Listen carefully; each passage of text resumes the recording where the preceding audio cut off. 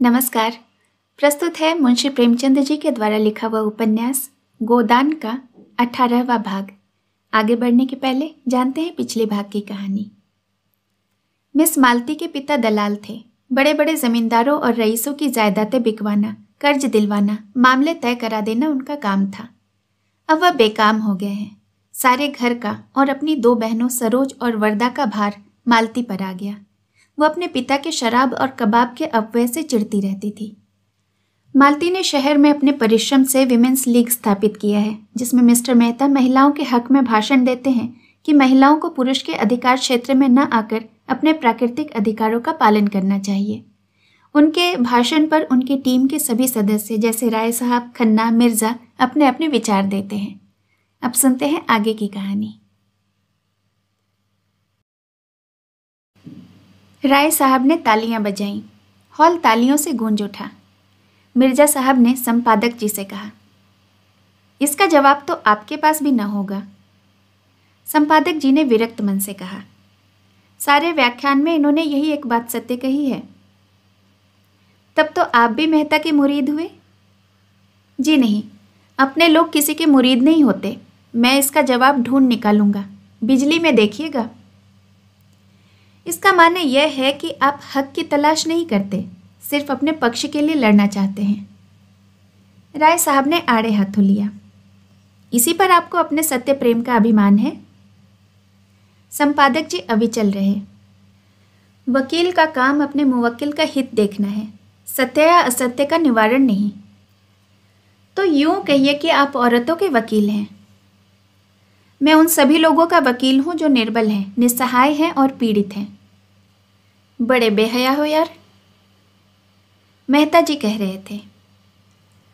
और यह पुरुषों का षड्यंत्र है, देवियों को ऊंचे शिखर से खींचकर अपने बराबर बनाने के लिए उन पुरुषों का जो कायर हैं, जिनमें वैवाहिक जीवन का दायित्व संभालने की क्षमता नहीं, जो स्वच्छंद काम क्रीड़ा की तरंगों में सांडों की भांति दूसरों की हरी भरी खेती में मुंह डालकर अपनी कुत्सित लालसाओं को तृप्त करना चाहते हैं।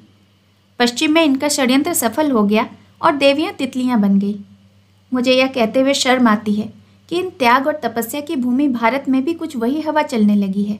विशेषकर हमारी शिक्षित बहनों पर वही जादू बड़ी तेजी से चल रहा है। वह गृहिणी का आदर्श त्याग कर तितलियों का रंग पकड़ रही हैं। सरोज उत्तेजित होकर बोली, हम पुरुषों से सलाह नहीं मांगती। अगर वह अपने बारे में स्वतंत्र हैं तो स्त्रियां भी अपने विषय में स्वतंत्र हैं। युवतियां अब विवाह का पेशा नहीं बनना चाहती, वह केवल प्रेम के आधार पर विवाह करेंगी। जोर से तालियां बजीं, विशेषकर अगली पंक्तियों में जहां महिलाएं थीं। मेहता ने जवाब दिया, जिसे तुम प्रेम कहती हो वह धोखा है, उद्दीप्त लालसा का विकृत रूप, उसी तरह जैसे सन्यास केवल भीख मांगने का संस्कृत रूप है। वह प्रेम अगर वैवाहिक जीवन में कम है तो मुक्त विलास में बिल्कुल नहीं है। सच्चा आनंद, सच्ची शांति केवल सेवा व्रत में है। वही अधिकार का स्रोत है, वही शक्ति का उद्गम है। सेवा ही वह सीमेंट है जो दंपति को जीवन पर्यंत स्नेह और सहचर्य में जोड़े रखता है, जिस पर बड़े बड़े आघातों का कोई असर नहीं होता। जहाँ सेवा का अभाव है वहीं विवाह विच्छेद है, परित्याग है, अविश्वास है।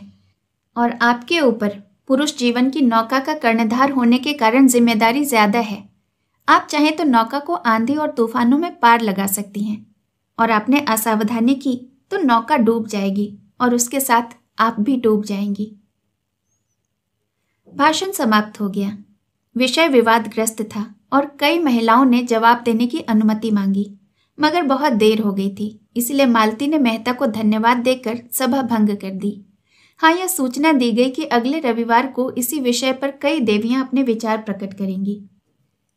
राय साहब ने मेहता को बधाई दी। आपने मन की बातें कही मिस्टर मेहता, मैं आपके एक एक शब्द से सहमत हूं। मालती हंसी। आप क्यों ना बधाई देंगे, चोर चोर मौसेरे भाई जो होते हैं। नहीं तो मगर सारा उपदेश गरीब नारियों के सिर ही क्यों थोपा जाता है? उन्हीं के सिर क्यों आदर्श और मर्यादा और त्याग सब कुछ का पालन करने का भार पटका जाता है? मेहता बोले, इसीलिए कि वह बात समझती है। खन्ना ने मालती की ओर अपनी बड़ी बड़ी आंखों से देखकर मानो उसके मन की बात समझने की चेष्टा करते हुए कहा, डॉक्टर साहब के ये विचार तो मुझे कोई 100 साल पिछड़े हुए मालूम होते हैं। मालती ने कटु होकर पूछा। कौन से विचार? यही सेवा और कर्तव्य आदि। तो आपको ये विचार 100 साल पिछड़े हुए मालूम होते हैं, तो कृपा करके अपने ताजे विचार बताइए। दंपति कैसे सुखी रह सकते हैं, इसका कोई ताजा नुस्खा है आपके पास? खन्ना खिसिया गए। बात कही मालती को खुश करने के लिए और वह तुनक उठी। बोले, ये नुस्खा तो मेहता साहब को ही मालूम होगा। डॉक्टर साहब ने तो बतला दिया और आपके ख्याल में वह 100 साल पुराना है, तो नया नुस्खा आपको बताना चाहिए। आपको ज्ञात नहीं कि दुनिया में ऐसी बहुत सी बातें हैं जो कभी पुरानी नहीं हो सकती।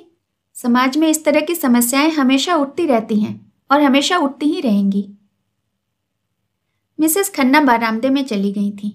मेहता ने उनके पास जाकर प्रणाम करते हुए पूछा, मेरे भाषण के विषय में आपकी क्या राय है?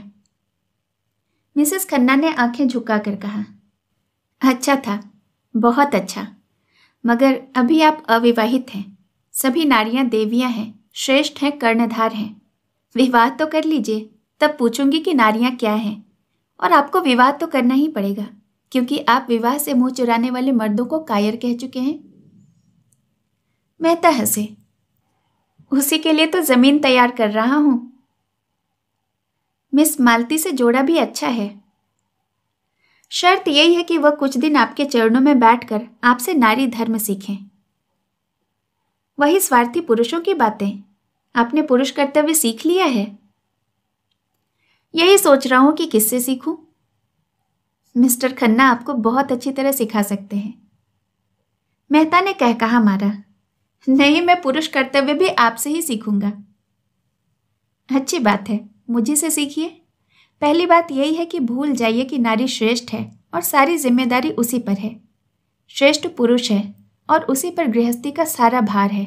नारी में सेवा और संयम और कर्तव्य सब कुछ वही पैदा कर सकता है।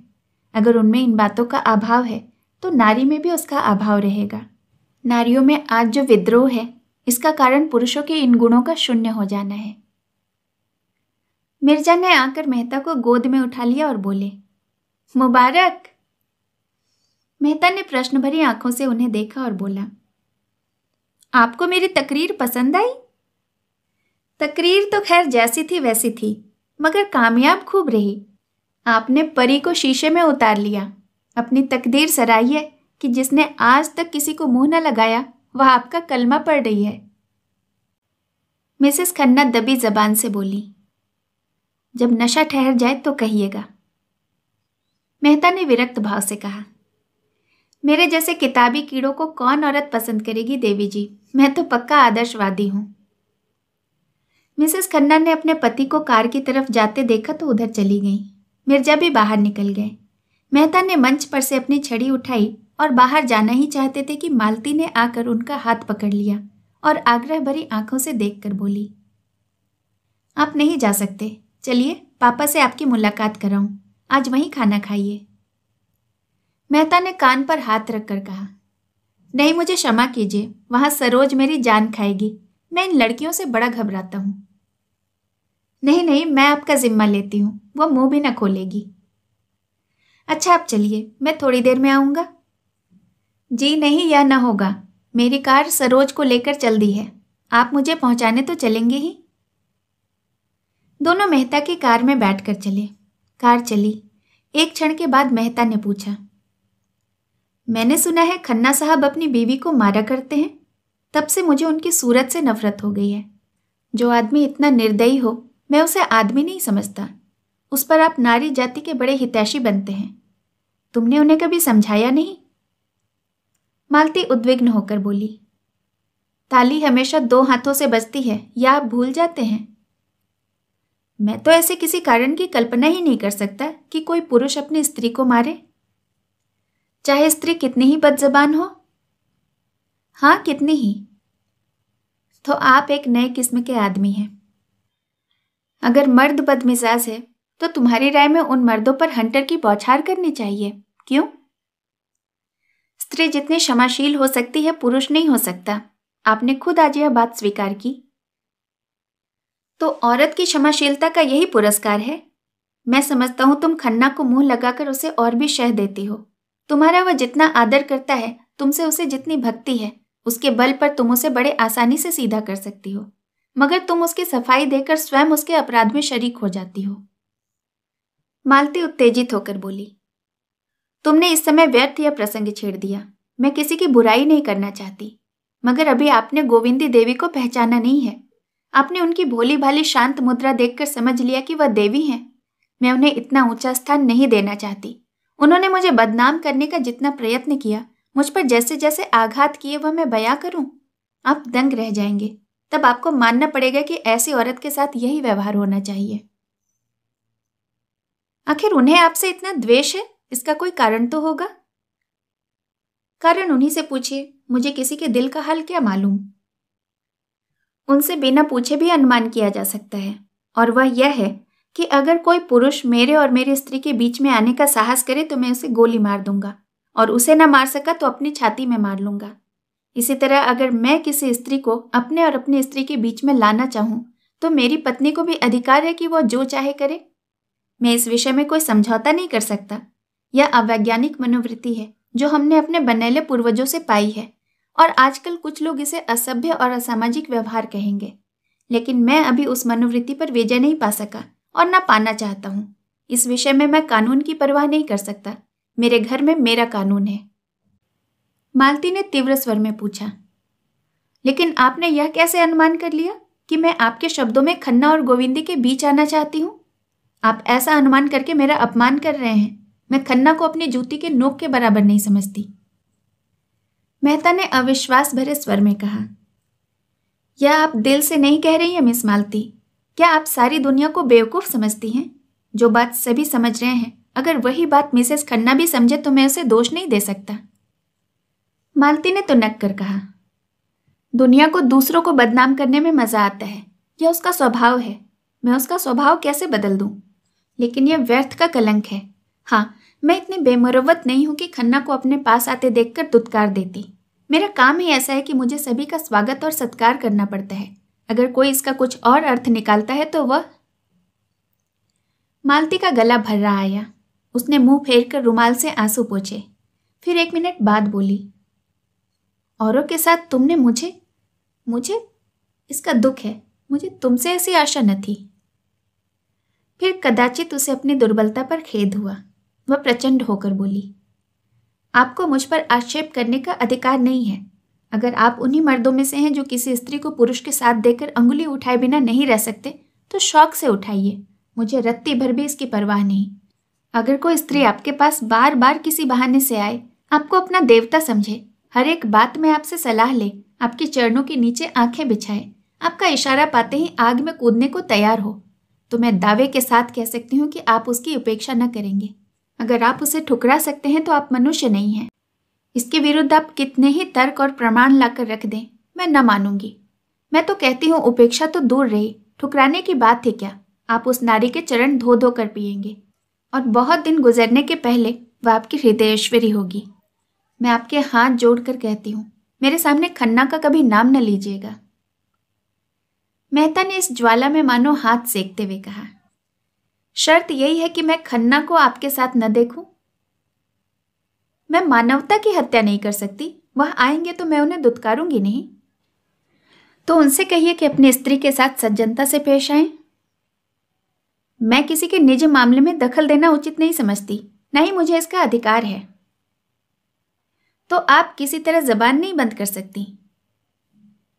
मालती का बंगला आ गया। कार रुक गई। मालती उतर पड़ी और बिना हाथ मिलाए चली गई। वह यह भी भूल गई कि उसने मेहता को भोजन की दावत दी है। वह एकांत में जाकर खूब रोना चाहती है। गोविंदी ने पहले भी आघात किए हैं, पर आज उसने जो आघात किया वह बहुत बड़ा, बहुत चौड़ा और बड़ा मर्मभेदी है।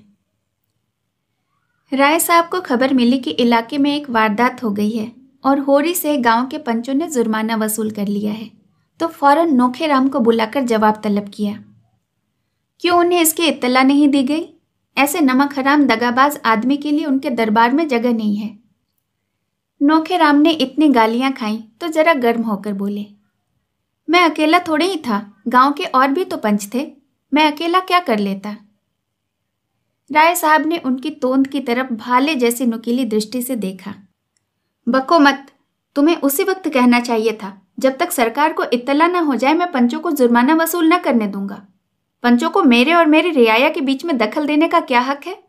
इस डांट बांट के सिवाय इलाके में और कौन सी आमदनी है?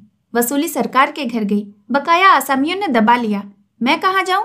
क्या खाऊं तुम्हारा सर? यह लाखों रुपए साल का खर्च कहाँ से आए? खेद है कि 2 पुश्तों से कारिंदगी करने पर भी तुम्हें आज यह बात बतानी पड़ रही है। कितने रुपए वसूल हुए थे होरी से? नोखीराम ने सिट पिटाकर कहा, 80 रुपये। नकद? नकद उसके पास कहाँ थे हुजूर? कुछ अनाज दिया, बाकी में अपना घर लिखा दिया। राय साहब ने स्वार्थ का पक्ष छोड़कर होरी का पक्ष लिया। अच्छा, तो आपने और बगुला भगत पंचों ने मिलकर मेरे एक मातबर आसामी को तबाह कर दिया। मैं पूछता हूँ, तुम लोगों को क्या हक था कि मेरे इलाके में मुझे इत्तला दिए बगैर मेरे आसामी से जुर्माना वसूल करते? इसी बात पर अगर मैं चाहूँ तो आपको और आपके उस जालिया पटवारी और उस धूर्त पंडित को 7 साल के लिए जेल भिजवा सकता हूँ। आपने समझ लिया कि आप ही इस इलाके के बादशाह हैं। मैं कह देता हूँ, आज शाम तक जुर्माने की पूरी रकम मेरे पास पहुँच जाए, वरना बुरा होगा। मैं एक एक से चक्की पिसवा कर छोड़ूंगा। जाइए, हाँ, होरी और उसके लड़के को मेरे पास भेज दीजिएगा। नोखीराम ने दबी जबान में कहा, उसका लड़का तो गांव छोड़कर भाग गया। जिस रात को यह वारदात हुई उसी रात को भागा। राय साहब ने रोष से कहा, झूठ मत बोलो। तुम्हें मालूम है झूठ से मेरे बदन में आग लग जाती है। मैंने आज तक कभी नहीं सुना कि कोई युवक अपनी प्रेमिका को उसके घर लाकर फिर खुद भाग जाए। अगर उसे भागना ही होता तो वह लड़की को लाता क्यों? तुम लोगों की इसमें जरूर कोई शरारत है। तुम गंगा में डूब कर भी यह सफाई दो तो मैं मानने को तैयार नहीं। तुम लोगों ने उसे जरूर समाज की प्यारी मर्यादा की रक्षा के लिए उसे धमकाया होगा। बेचारा भाग न जाता तो क्या करता? नोखीराम इसका प्रतिवाद न कर सके। मालिक जो कुछ कहे वह ठीक है। वह यह भी न कह सके कि आप खुद चलकर झूठ सच की जांच कर लें। बड़े आदमियों का क्रोध पूरा समर्पण चाहता है, अपने खिलाफ एक शब्द भी नहीं सुन सकता। पंचों ने राय साहब का यह फैसला सुना तो नशा हिरण हो गया। अनाज तो अभी तक ज्यों का त्यों पड़ा था, पर रुपये तो सबके सब गायब हो गए थे। होरी का मकान रहन लिख लिया गया था, पर उस मकान को देहात में कौन पूछता था? जैसे हिंदू स्त्री पति के साथ घर की स्वामिनी है और पति त्याग दे तो कहीं की नहीं रहती, उसी तरह यह घर होरी के लिए लाख रुपए का था, पर उसकी असली कीमत कुछ नहीं। और इधर राय साहब बिना रुपये लिए मानने वाले नहीं थे। यही होरी जाकर रोया होगा। पट्टेश्वरी सबसे ज्यादा भयभीत थे। उनकी तो नौकरी ही चली जाएगी। चारों सज्जन इस गहन समस्या पर विचार कर रहे थे, पर किसी की अकल काम न करती थी। एक दूसरे पर रोष रखता था। फिर खूब झगड़ा हुआ। पट्टेश्वरी ने अपनी लंबी शंकाशील गर्दन हिलाकर कहा, मैं मना करता था कि होरी के विषय में हमें चुप्पी साध कर रहना चाहिए। गाय के मामले में सबको तावान देना पड़ा। इस मामले में तावान से ही गला न छूटेगा, नौकरी से भी हाथ धोना पड़ेगा। मगर तुम लोगों को रुपए की पड़ी थी, निकालो 20-20 रुपए। अब भी कुशल है, कहीं राय साहब ने रपट कर दी तो सब जने बंध जाओगे। दाता दीन ने ब्रह्म तेज दिखाकर कहा, मेरे पास 20 रुपए की जगह 20 पैसे भी नहीं है। ब्राह्मणों को भोज दिया, होम हुआ, क्या इसमें कुछ भी खर्च नहीं हुआ? राय साहब की हिम्मत है कि मुझे जेल ले जाएं? ब्रह्म बनकर घर का घर मिटा दूंगा। अभी उन्हें किसी ब्राह्मण से पाला नहीं पड़ा है। झिंगुरी सिंह ने भी कुछ इसी आशय से शब्द कहे। वह राय साहब के नौकर नहीं है। उन्होंने होरी को न मारा, न पीटा, न कोई दबाव डाला। होरी अगर प्रायश्चित करना चाहता था तो उसे इसका अवसर दिया गया। इसके लिए उस पर कोई अपराध नहीं लगा सकता। मगर नोखेराम की गर्दन इतनी आसानी से न छूट सकती थी। यहाँ मजे से बैठे राज करते थे। वेतन तो 10 रुपये से ज्यादा न था, पर 1000 साल की ऊपरी आमदनी थी। सैकड़ों आदमियों पर हुकूमत अलग, 4-4 प्यादे हाजिर। बेगार में सारा काम हो जाता था। थानेदार तक कुर्सी देते थे। यह चैन उन्हें और कहाँ। और पट्टेश्वरी तो नौकरी के बदौलत महाजन बने हुए थे, कहाँ जा सकते थे। 2-3 दिन इसी चिंता में पड़े रहे कि कैसे इस विपत्ति से निकलें। आखिर उन्हें एक मार्ग सूझ ही गया। कभी कभी कचहरी में उन्हें दैनिक बिजली देखने को मिल जाती थी। यदि एक गुमनाम पत्र उसके संपादक की सेवा में भेज दिया जाए कि राय साहब किस तरह आसामियों से जुर्माना वसूल करते हैं, तो बच्चे को लेने के देने पड़ जाएं। नोखेराम भी सहमत हो गए। दोनों ने मिलकर किसी तरह एक पत्र लिखा और रजिस्ट्री भेज दिया। संपादक ओंकार नाथ तो ऐसे पत्रों की ताक में ही रहते थे। पत्र पाते ही तुरंत राय साहब को सूचना दी। उन्हें एक ऐसा समाचार मिला है जिस पर विश्वास करने की इच्छा नहीं होती, पर संवाददाता ने ऐसे प्रमाण दिए हैं कि सहसा अविश्वास भी नहीं किया जा सकता। क्या यह सच है कि राय साहब ने अपने इलाके के एक आसामी से 80 रुपये तावान इसलिए वसूल किए कि उसके पुत्र ने एक विधवा को घर में डाल दिया था? संपादक का कर्तव्य उन्हें मजबूर करता है कि वह मामले की जांच करे और जनता के हितार्थ उसे प्रकाशित कर दे। राय साहब इस विषय में जो कुछ कहना चाहें, संपादक जी उसे भी प्रकाशित कर देंगे। संपादक जी दिल से चाहते हैं कि यह खबर गलत हो, लेकिन उसमें कुछ भी सत्य हुआ तो वह उसे प्रकाश में लाने के लिए विवश हो जाएंगे। मैत्री उन्हें कर्तव्य पद से नहीं हटा सकती। राय साहब ने यह सूचना पाई तो सिर पीट लिया। पहले तो उनकी ऐसी उत्तेजना हुई कि जाकर ओंकार नाथ को गिनकर 50 हंटर जमाएं और कह दें कि जहां वह पत्र छापना वहां यह समाचार भी छाप देना। लेकिन इसका परिणाम सोचकर मन को शांत किया और तुरंत उनसे मिलने चले। अगर देर की और ओंकार नाथ ने यह संवाद छाप दिया तो उनके सारे यश पर कालीमा पुत जाएगी। ओंकार नाथ सैर करके लौटे थे और आज के पत्र के लिए संपादकीय लेख लिखने की चिंता में बैठे हुए थे, पर मन पंछी की भांति अभी उड़ा उड़ा फिरता था। उनकी धर्मपत्नी ने रात में कुछ ऐसी बातें कह डाली जो अभी तक उन्हें कांटों की तरह चुभ रही थी। कोई उन्हें दरिद्र कह ले, अभागा कह ले, बुद्धू कह ले, वह जरा भी बुरा न मानते थे, लेकिन यह कहना कि उनमें पुरुषत्व नहीं है, यह उनके लिए असहाय था। और फिर अपनी ही पत्नी को यह कहने का क्या हक है? उससे तो यह आशा की जाती है कि कोई इस तरह का आक्षेप करे तो उसका वह मुंह बंद कर दे। बेशक वह ऐसी खबरें नहीं छापते, ऐसी टिप्पणियां नहीं करते कि कोई सिर पर आफत आ जाए, फूंक फूंक कर कदम रखते हैं। इन काले कानूनों के युग में वह और कर ही क्या सकते हैं? मगर वह क्यों सांप के बिल में हाथ नहीं डालते? इसलिए कि उनके घर वालों को कष्ट न उठाना पड़े, और उनकी सहिष्णुता का उन्हें यह पुरस्कार मिल रहा है। क्या अंधेर है? उनके पास रुपये नहीं है तो बनारसी साड़ी कैसे मंगा दे? डॉक्टर सेठ और प्रोफेसर भाटिया और न जाने किस किस की स्त्रियां बनारसी साड़ी पहनती हैं, तो वह क्या करें? क्यों उनकी पत्नी इन साड़ियों वाली को अपनी खद्दर की साड़ी से लज्जित नहीं करती? उनकी खुद की तो आदत है कि किसी बड़े आदमी से मिलने जाते हैं तो मोटे मोटे कपड़े पहन लेते हैं। कोई कुछ भी आलोचना करे तो उसका मुंह तोड़ जवाब देने को तैयार रहते हैं। उनकी पत्नी में वह आत्माभिमान क्यों नहीं है? वह क्यों दूसरों का ठाट बाट देखकर विचलित हो जाती है? उसे समझना चाहिए कि वह एक देशभक्त पुरुष की पत्नी है। देशभक्त के पास अपनी भक्ति के सिवाय और क्या संपत्ति है? इसी विषय को आज अग्रलेख का विषय बनाने की कल्पना करते करते उनका ध्यान राय साहब के मामले की ओर जा पहुंचा। राय साहब सूचना का क्या उत्तर देते हैं यह देखना है। अगर वह अपनी सफाई देने में सफल हो जाते हैं तब तो कोई बात नहीं, लेकिन अगर वह यह समझें कि ओंकार नाथ दबाव, भय या मुलाहजे में आकर अपने कर्तव्य से मुंह फेर लेंगे तो यह उनका भ्रम है। इन सारे तप और साधन का पुरस्कार उन्हें इसके सिवाय और क्या मिलता है कि अवसर पड़ने पर वह इन कानूनी डकैतों का भंडाफोड़ करे? उन्हें खूब मालूम है कि राय साहब बड़े प्रतिभाशाली जीव हैं। काउंसिल के मेंबर तो हैं ही, अधिकारियों में भी उनका काफ़ी रसूख है। वह चाहे तो उन पर झूठे मुकदमे चलवा सकते हैं, अपने गुंडों से राह चलते पिटवा सकते हैं, लेकिन ओंकार इन बातों से नहीं डरता। जब तक उसके देह में प्राण है वह आतयातियों की खबर लेता रहेगा। सहसा मोटर कार की आवाज़ सुनकर वह चौंक उठे। तुरंत कागज लेकर अपना लेख आरंभ कर दिया और एक ही क्षण में राय साहब ने उनके कमरे में कदम रखा। ओंकार नाथ ने न उनका स्वागत किया, न कुशल क्षेम पूछा, न ही कुर्सी दी। उन्हें इस तरह देखा मानो कोई मुलजिम उनकी अदालत में आया है, और रौब में मिले हुए स्वर में पूछा, आपको मेरा पुर्जा मिल गया था? मैं वह पत्र लिखने के लिए बाध्य नहीं था। मेरा कर्तव्य यह था कि स्वयं उसकी तहकीकात करता, लेकिन मुरव्वत में सिद्धांतों की कुछ न कुछ हत्या करनी ही पड़ती है। क्या उस संवाद में कुछ सत्य है? राय साहब उसका सत्य होना अस्वीकार न कर सके।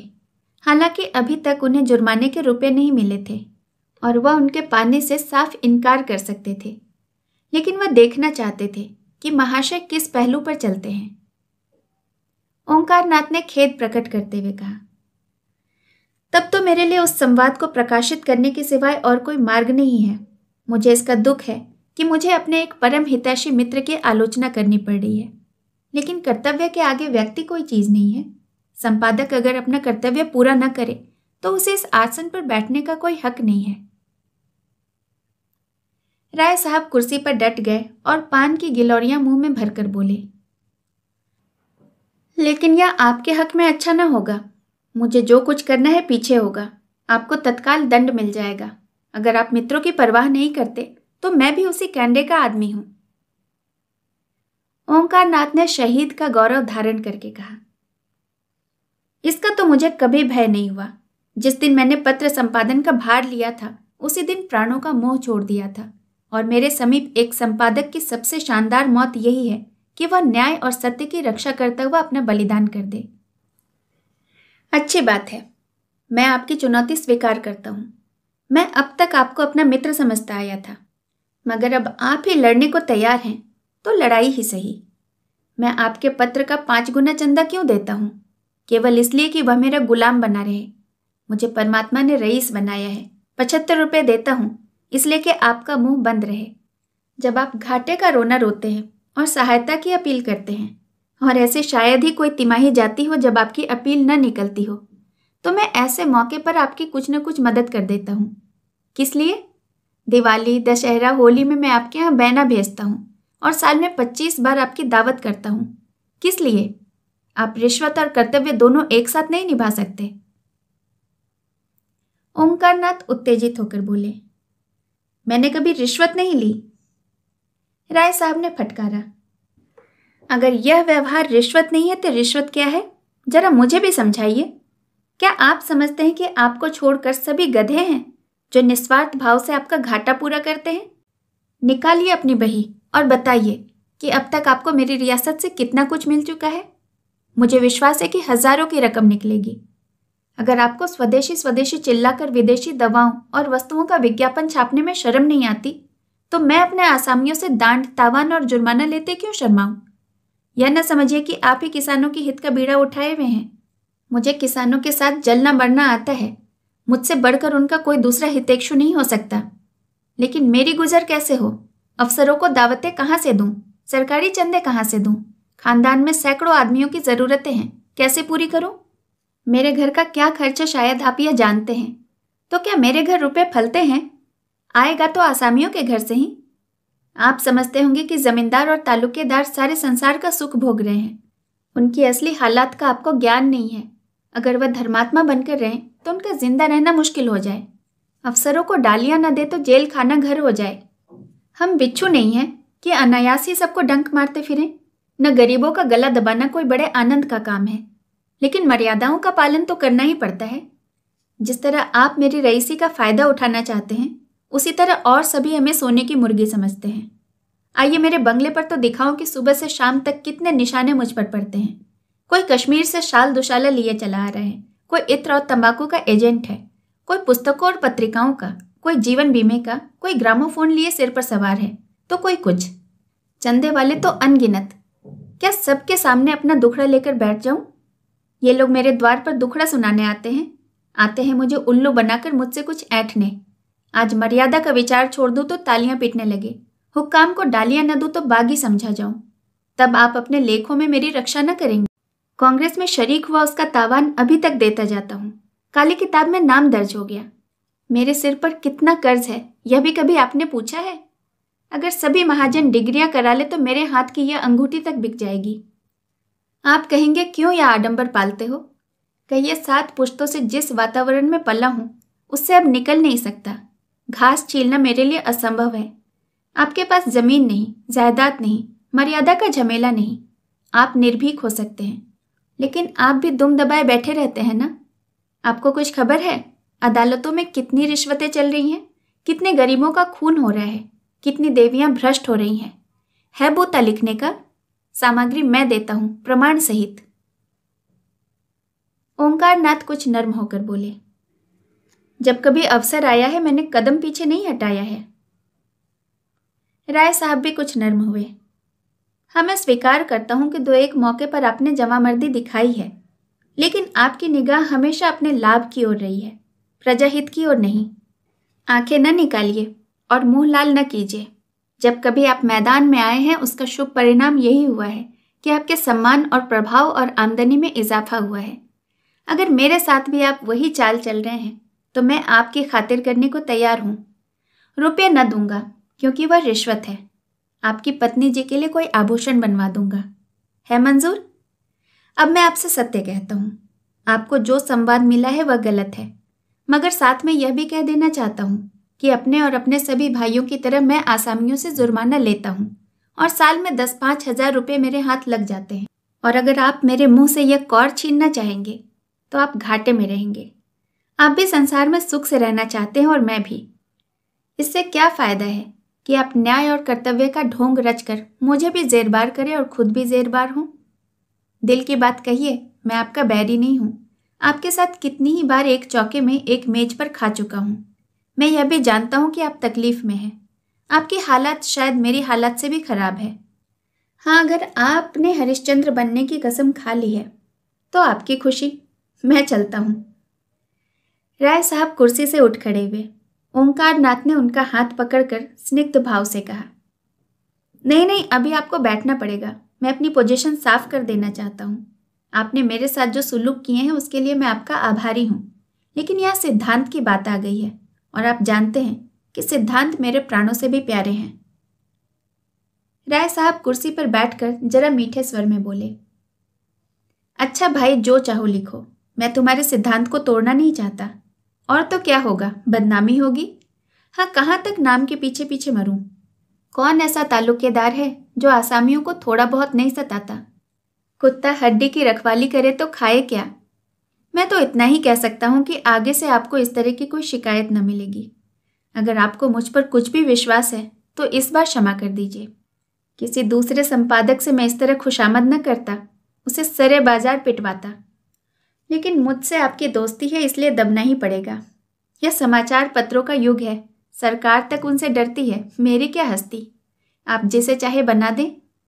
खैर, यह झगड़ा खत्म कीजिए। कहिए आजकल पत्र की क्या दशा है, कुछ ग्राहक बढ़े?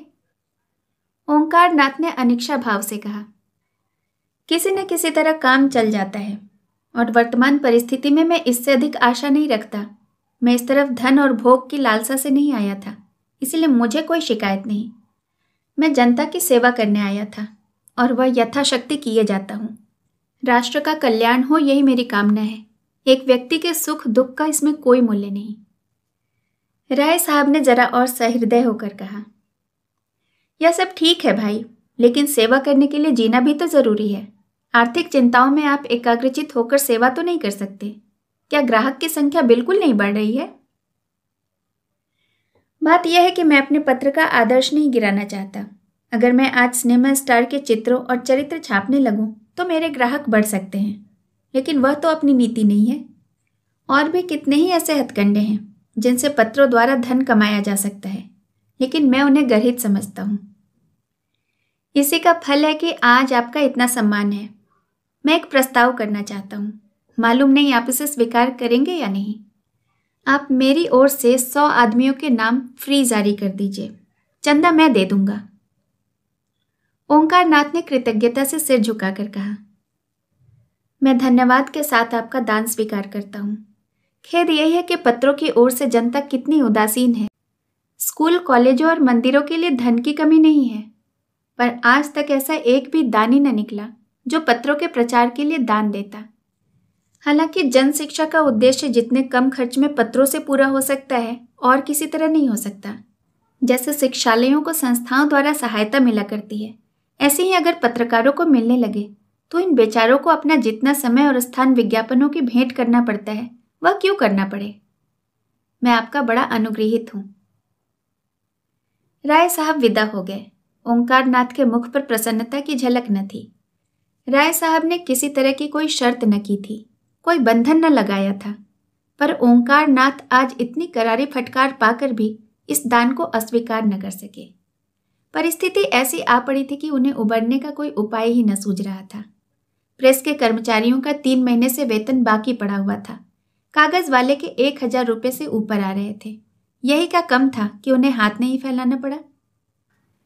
शेष कहानी अगले भाग में। कहानी सुनने के लिए बहुत बहुत धन्यवाद। नमस्कार।